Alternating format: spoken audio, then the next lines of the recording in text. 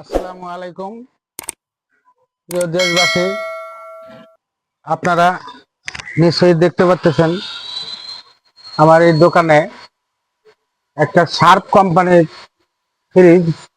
এটি হলো জাপানি ফ্রিজ। আমার এই ফ্রিজটা আমরা সেল করে দেবো একের নিউ কন্ডিশন। নিশ্চয়ই দেখতে পাচ্ছেন এটি কালারটা সিলভার কালার। এই ফ্রিজটা 508 লিটার।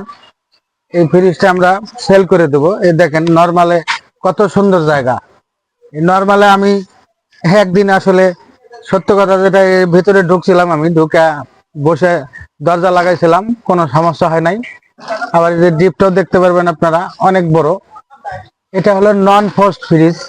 এটাতে মাছ মাংস রাখলে কখনোই ওই পোটলাগুলি জোড়া লাগবে না, একটা একটার সাথে জোড়া লাগবে না, আলাদা আলাদা থাকবে। আর এটা বিদ্যুৎ বিল অনেক কম খাবে। একে সীমিত কারেন্টে এটা চালানো যাবে, বিদ্যুৎ বিল অনেক কম আসবে। আপনারা হয়তো মনে করবেন এত বড় ফ্রিজ, এটা না জানি কত বিল আসে, তা না, এটার বিল আসবে খুবই সীমিত। যাই হোক, আপনারা যে যেখান থেকে আমার এই ভিডিও দেখতেছেন, আপনারা লাইক, কমেন্টস এবং শেয়ার করবেন।